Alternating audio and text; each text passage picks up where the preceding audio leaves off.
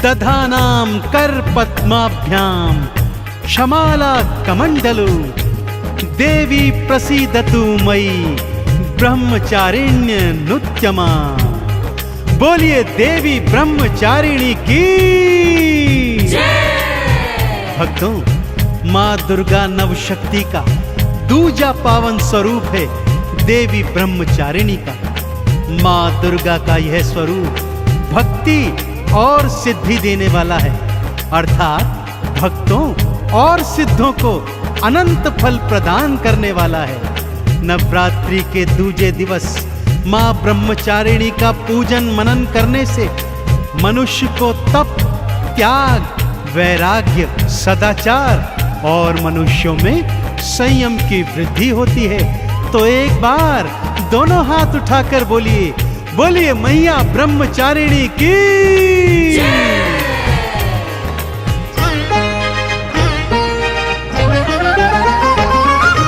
दुर्गा रूप निरंजनी दूजा ये अवतार है। ब्रह्मचारिणी माँ को ध्यालो सबका बेड़ा पार है। दुर्गा रूप निरंजनी दूजा ये अवतार है। ब्रह्मचारिणी माँ को ध्यालो सबका बेड़ा पार है। ब्रह्मचारिणी नमो नमः, आदि भवानी नमो नमः, जन कल्याणी नमो नमः, माँ वरदानी नमो नमः। ब्रह्मचारिणी नमो नमः, आदि भवानी नमो नमः, जन कल्याणी नमो नमः, माँ वरदानी नमो नमः।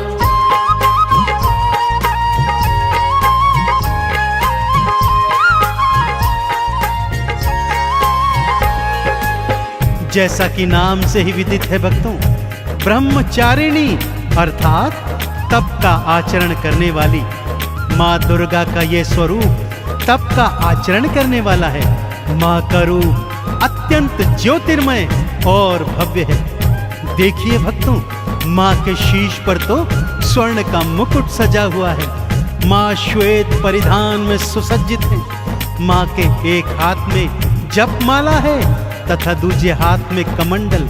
स्वाभाविक है कि माँ ने एक योगिनी तपस्विनी का रूप धारण किया है। माँ के इस ब्रह्मचारिणी स्वरूप की उपासना भक्तजनों में अपार शांति प्राप्त करती है। तो दोनों हाथ जोड़कर माँ के चरणों का ध्यान लगाते हुए आइए सुनते हैं माँ ब्रह्मचारिणी की पावन कथा।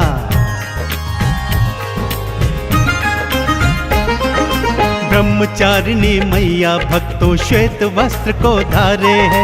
जपमाला ले करके हाथ में शिव का नाम उचारे है।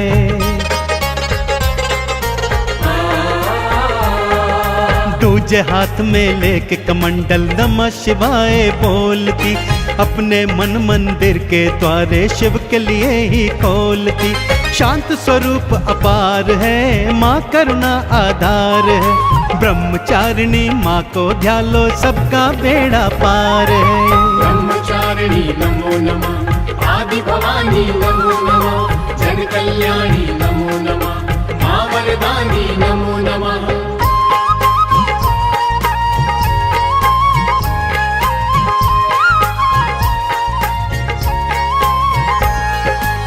भक्तों, पहले नवरात्र में माँ शैलपुत्री की पावन कथा में मैंने आपको माँ सती की मार्मिक और पावन कथा सुनाई थी। वही माँ सती इस जन्म में पर्वतराज हिमालय के घर में पुत्री रूप में अवतरित हुई। माता पिता बहुत प्रेम से पुत्री का लालन पालन करते थे, परंतु पुत्री के मन में तो भगवान शिव को वरण करने की लगन लगी हुई थी।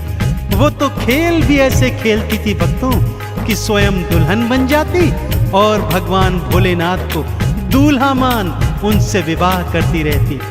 पहले तो माँ बाप ने ये बालपन समझकर इसको हंसी में उड़ा दिया, परंतु उन्हें ज्ञात नहीं था भक्तों कि ये कोई बाल हंसी नहीं है, ये तो जन्म जन्म का नाता है। आगे क्या होता है आइए सुनाता हूँ।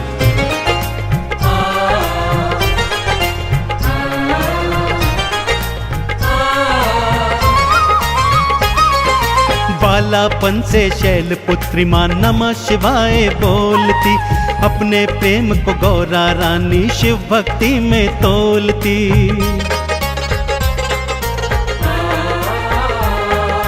पहले तो मैया बाबा ने बात हंसी में उड़ाई है, पर गौरा की लगन देख के चिंता अब हो आई है। शिव इनके भगवान है, शिव ही इनका प्यार है, ब्रह्मचारिणी माँ को ध्यालो सबका बेड़ा पार है। ब्रह्मचारिणी नमो नमः, आदि भवानी नमो नमः, जन कल्याणी नमो नमः, माँ वरदानी नमो नमः।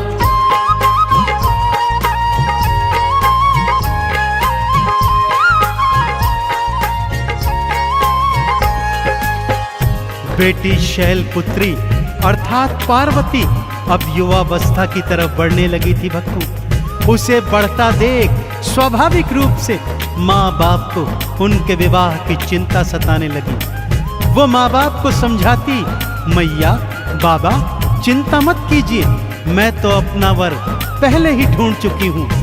ये सुनकर तो माँ बाप और भी चिंतित हो जाते। एक दिन राज पंडित बुलवाया और तीनों लोक में भिजवाया, जाओ गौरा के लिए कोई उचित वर ढूंढ के लाओ। राज पंडित जब जाने लगे तो मार्ग में शैलपुत्री ने उन्हें रोका, बोला पंडित जी आपका भ्रमण व्यर्थ है, मैं तो मन तन धन से शिव को अपना मान ही चुकी हूँ। माँ ने समझाया, बाबा ने समझाया, सखियों ने समझाया, परंतु शैलपुत्री गौरा एक न मानी। और अब समय आ गया था माँ के ब्रह्मचारिणी स्वरूप को धारण करने का। ब्रह्म ऋषि नारद के कहे अनुसार उन्हें शिव को प्राप्त करने के लिए अब घनघोर तपस्या जो करनी थी। राजमहल को छोड़ी गौरा और वनों में आई है, शैलपुत्र के रूप को त्यागा योगी रूप धराई है।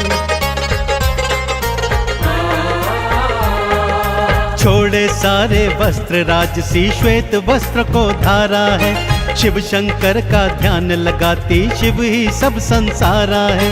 मन में अब गंगाधार है, शिव ही सत्य आधार है, ब्रह्मचारिणी माँ को ध्यालो सबका बेड़ा पार है। ब्रह्मचारिणी नमो नमः, आदि भवानी नमो नमः, जन कल्याणी नमो नमः, माँ वरदानी नमो नमः।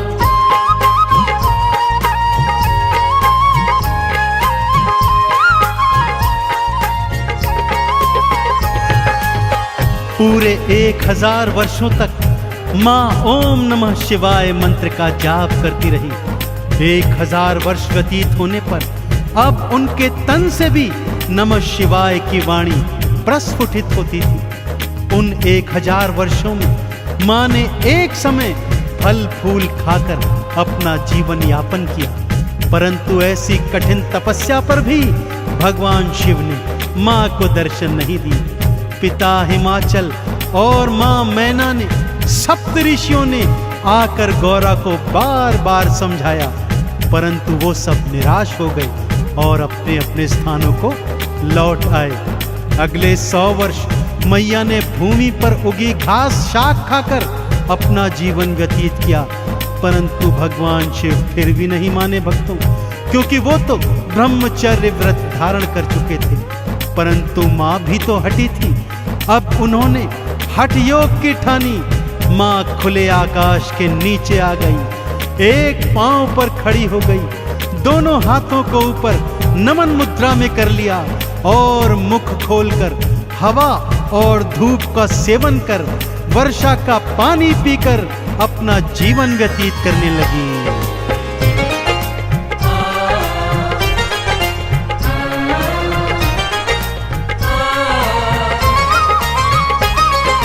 हवा धूप खाती थी मैया, वर्षा पानी पीती थी, नमः शिवाय मंत्र रात दिन मैया रानी जपती थी।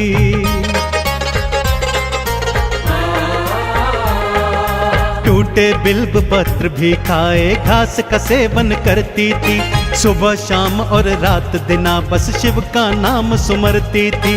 तब का किया संचार है, देख रहा संसार है, ब्रह्मचारिणी माँ को ध्यान लो, सबका बेड़ा पार है। ब्रह्मचारिणी नमो नमः, आदि भवानी नमो नमः, जन कल्याणी नमो नमः, माँ वरदानी नमो नमः।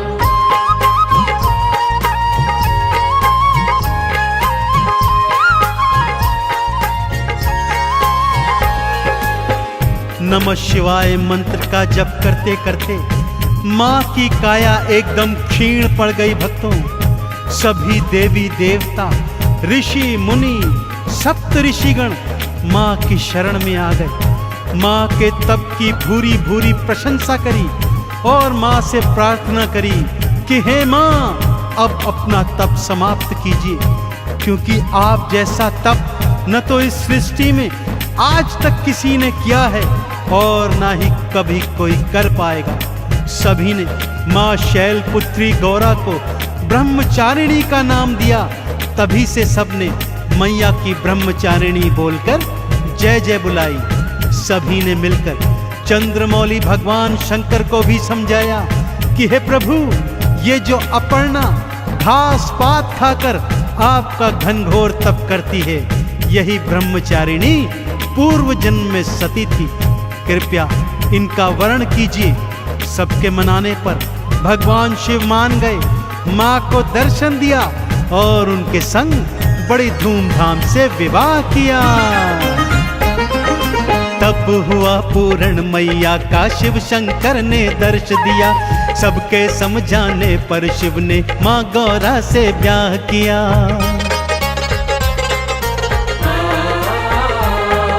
नंदी चढ़ के शिव के संग में माँ कैलाश पे आई है। चंदन तिलक लगा भक्तों ने जय जयकार बुलाई है। खुशियों की बहार है, सृष्टि में जयकार है। ब्रह्मचारिणी माँ को ध्यान लो, सबका बेड़ा पार है। ब्रह्मचारिणी नमो नमः, आदि भवानी नमो नमः, जन कल्याणी नमो